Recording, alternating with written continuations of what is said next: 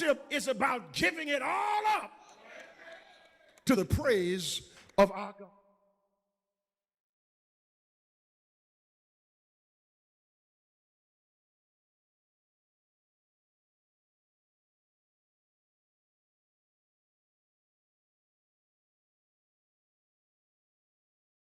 I want to talk this morning about the most dangerous place for the Christian. The most dangerous place for the Christian. Matthew's gospel says, then the devil left him, and angels came and ministered to him. Luke's gospel, chapter 4, says, then the devil left him for a season. In Matthew's gospel, ministering angels came to his aid, for the devil would leave him for a season.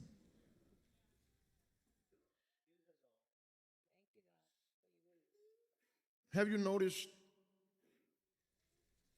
that after a lofty experience,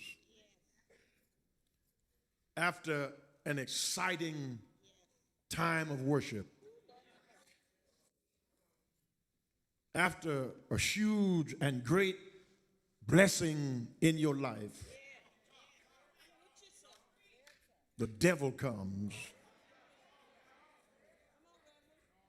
to snatch your joy, to sap your enthusiasm, to pull the rug out from under you spiritually. Because with great victories come great trials. In the text, Jesus leaves the heights of experience at the Jordan River, where the heavens open and the Spirit in the form of a dove descends and lights on Jesus and announces to the world in God's voice, this is my beloved Son, in whom I am well pleased. Hear ye him. That's a lofty experience.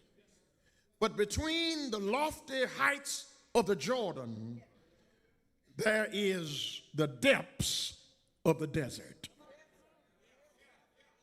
At the Jordan, his ministry is affirmed. In the desert, his ministry is attacked. And I need to warn you, the moment God affirms you, in the self-same hour, the devil will attack you. I wish I had a witness right here.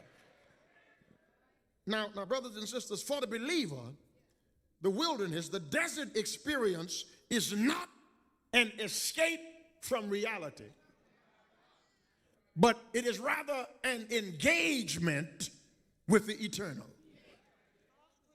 For when you read the Bible, every challenge met in the desert or in the wilderness, God gave victory. Abraham took his only son Isaac in the wilderness to sacrifice him, and when God saw Abraham's faithfulness, he rewarded him by saying there's a ram caught in the thicket, and it was on that spot that Abraham called God by a new name, Jehovah Jireh, the God who will provide. Moses, on the backside of the Midian desert, saw a bush on fire, but it was not being consumed. It was burning with no smoke. And when Moses drew near, God says, take your shoes off, for the ground you stand on is holy ground. I've heard the cries of my people by reason of their taskmasters, and I'm now going to use you to deliver the children of Israel. David had to hide in the wilderness from the insanity of King Saul. And it was there that David writes, "The Lord is my light and my salvation." I wish I had a Bible reader here. Whom shall I fear? The Lord is the strength of my life. Of whom shall I be afraid? When the wicked, even my enemies and my foes, came upon me to eat up my flesh, it was there that they stumbled and they failed. Every wilderness trial brings God's victory. This story, this testing of Jesus can be related to the struggle of Adam in the garden. Jesus, who is the second Adam, comes to take back from Satan what he stole from Adam in the Garden of Eden. God put Adam and Eve in the garden to conserve and conceive. And when Adam ate from the tree of the knowledge of good and evil, he forfeited the keys to the earth. He relinquished his authority to Satan, who is now prince of the air and ruler of this world, because Adam freely gave it to him.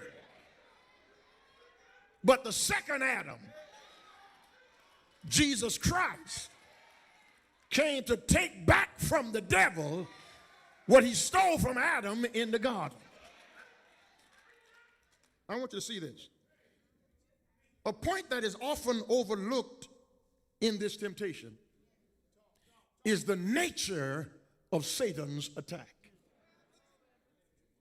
Satan's temptations toward Jesus in the wilderness were all concentrated on luring Jesus to fight on the divine level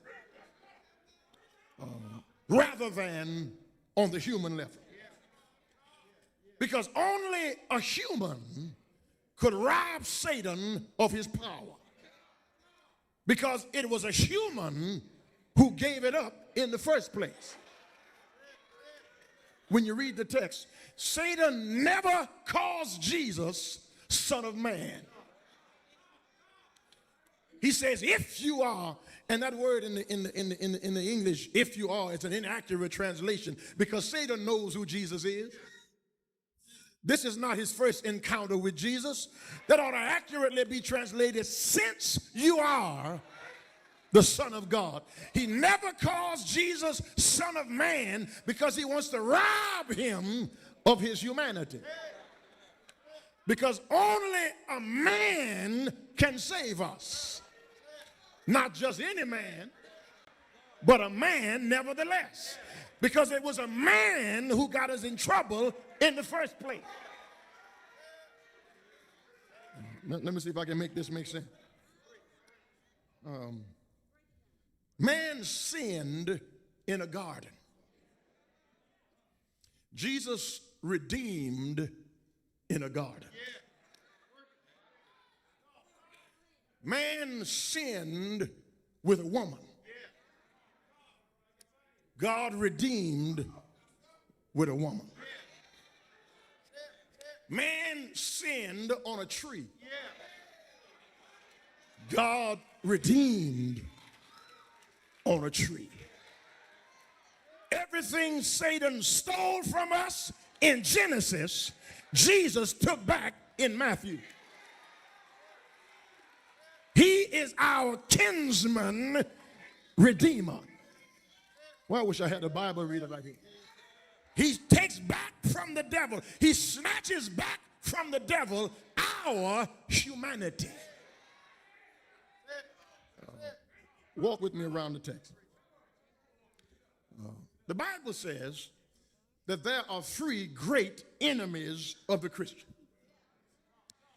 And the three great enemies of the Christian are the lust of the flesh, the lust of the eyes, and the pride of life. And each one of these temptations answers the lust of the flesh, the lust of the eyes, and the pride of life. Jesus comes as the true humanity to demonstrate we can live victoriously over the devil's tests. He tests him in the flesh, and he wins. He tests him with the eyes, and he wins. He tests him with pride, and he wins. And if we can ever overcome the flesh, the eyes, and the pride of life, we would have victory in our Christian experience. Here's how Jesus shows us how to do it. The first temptation, Satan comes to Jesus, who's been in the wilderness 40 days.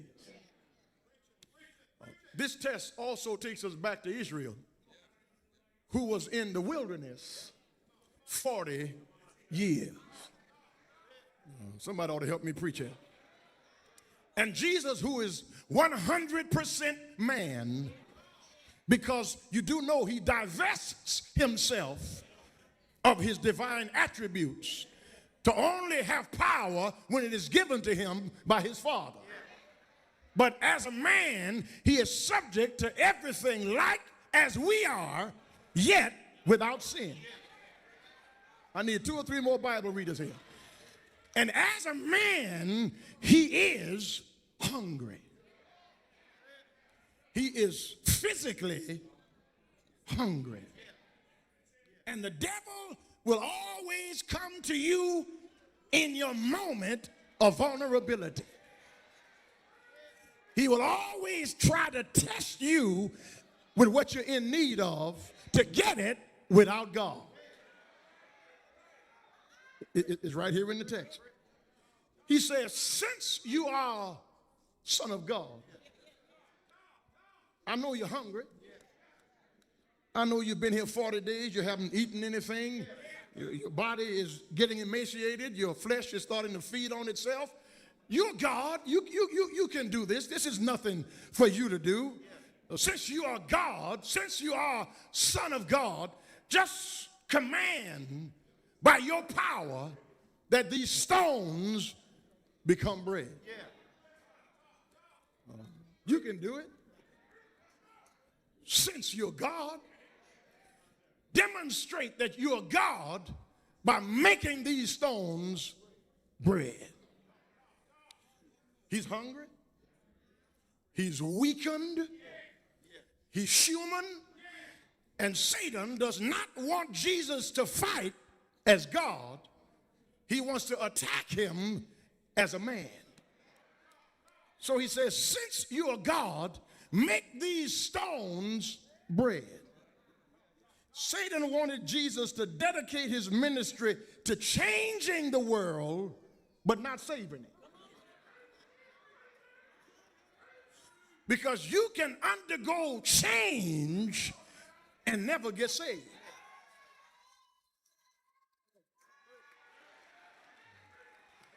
Nature forms us.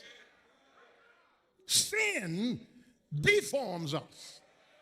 Environments conform us. Schools inform us. Prisons reform us. But only Christ Jesus can transform us. Jesus did not come to change the world. He came to save the world.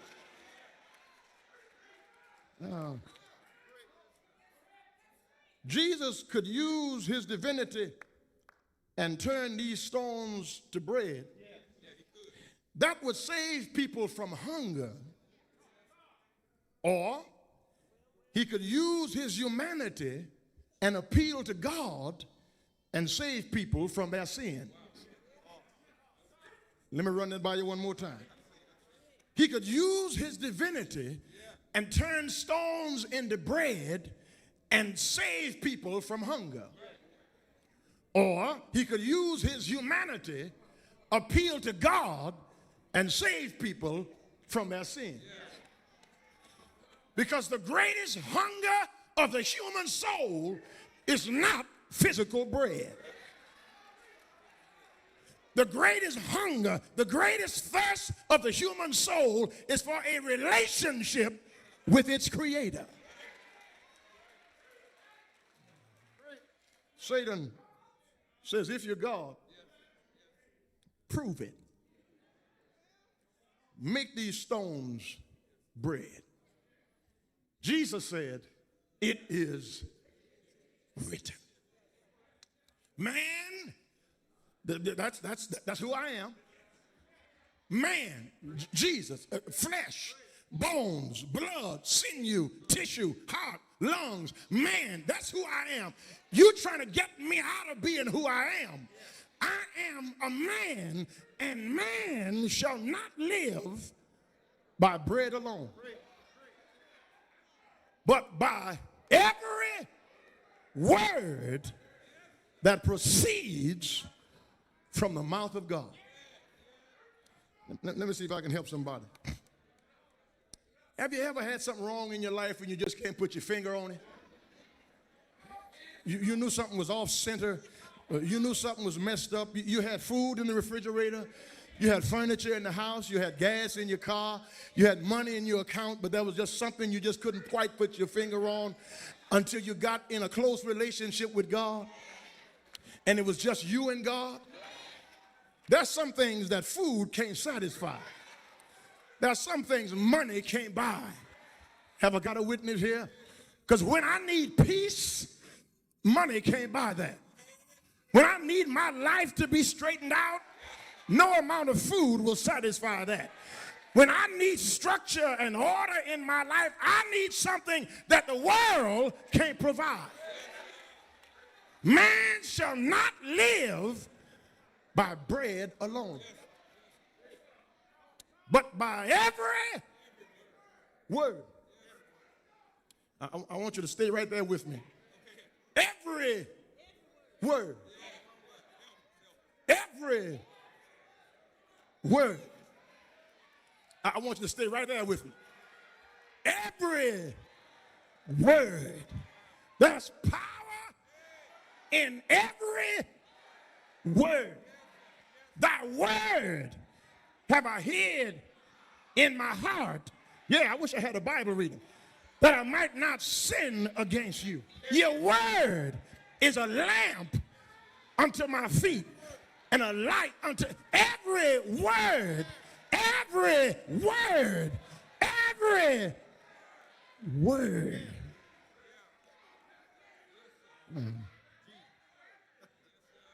You have no business shouting and getting excited in the worship if you don't know the word. Because the word will settle your life down. Have I got a witness? The word will strengthen you in your dark hours. The word will help you when your world turns upside down. The word will keep you when everything around you is falling apart. Because Isaiah says, I will keep him. I wish I had one or two more witnesses.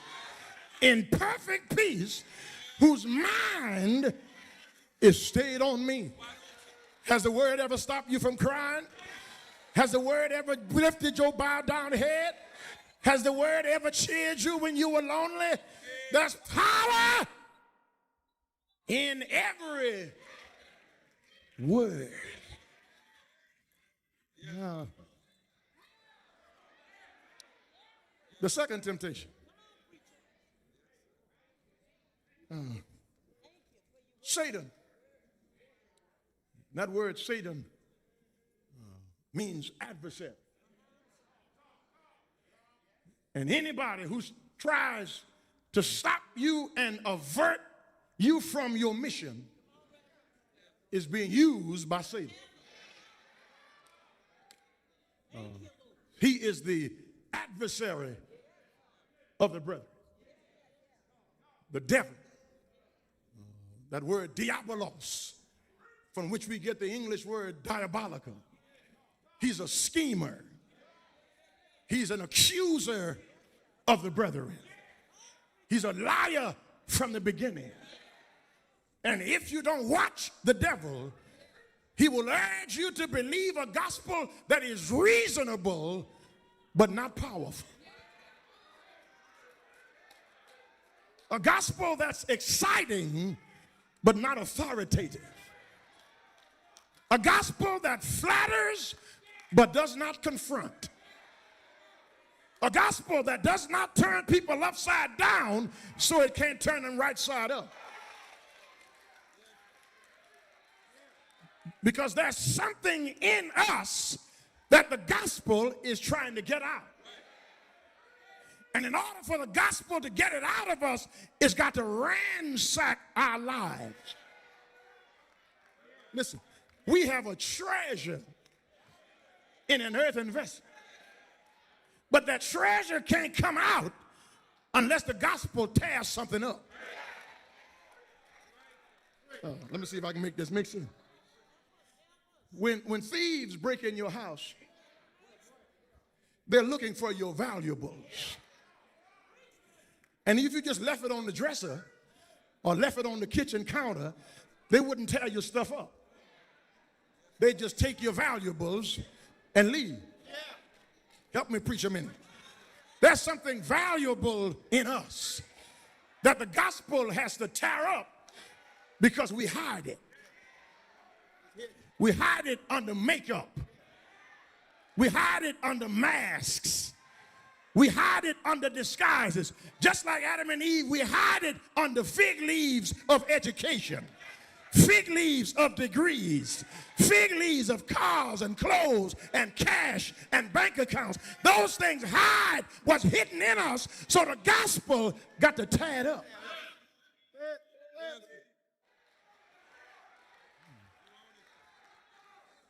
It takes some of us a long time to come to faith because we've been so good at hiding it and masking it and disguising it that it takes some of us years to come to know Jesus Christ. Some of us are just easy to come to faith, but some of us have been so hardened by sin that we've started to enjoy our lifestyle. There's a line in the movie Shawshank Redemption, my favorite movie in the world. There's a line in that movie where Morgan Freeman says, these walls are funny. First, you hate them.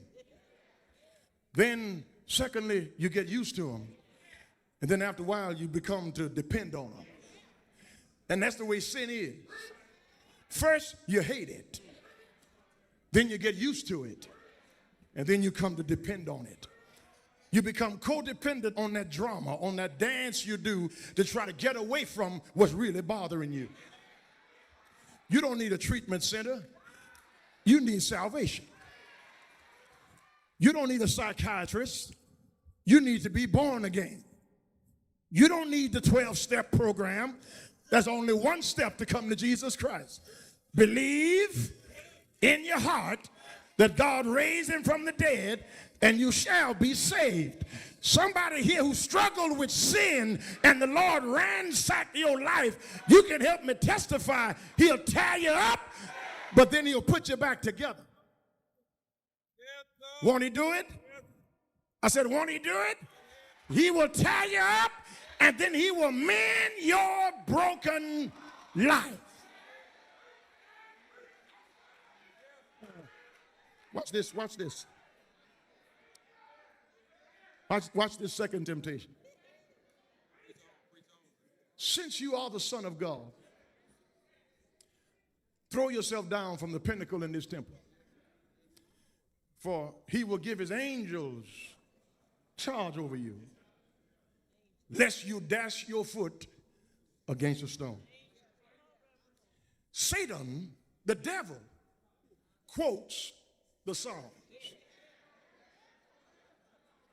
Satan, the devil, quotes the Bible. Satan, the liar, the accuser of the brethren, quotes the Bible. But because he's the devil, he misquotes it. It's right here in the text. He says, just throw yourself down from this temple. He gives his angels charge over you, and they'll catch you before you dash your foot against a stone. But he left out the major portion of that passage. Because that passage in Psalm says, if you just cast yourself down, he will keep you in all your ways. Now the devil leaves that part out. He says he will give his angels charge over you to keep you in all your ways, lest you dash your foot against a stone. Now that's far different from what the devil says. The devil says, throw yourself down and he'll send his angels to catch you. But the Bible says he will guard you. He will keep you so that you don't fall down against the stone. Somebody missed that.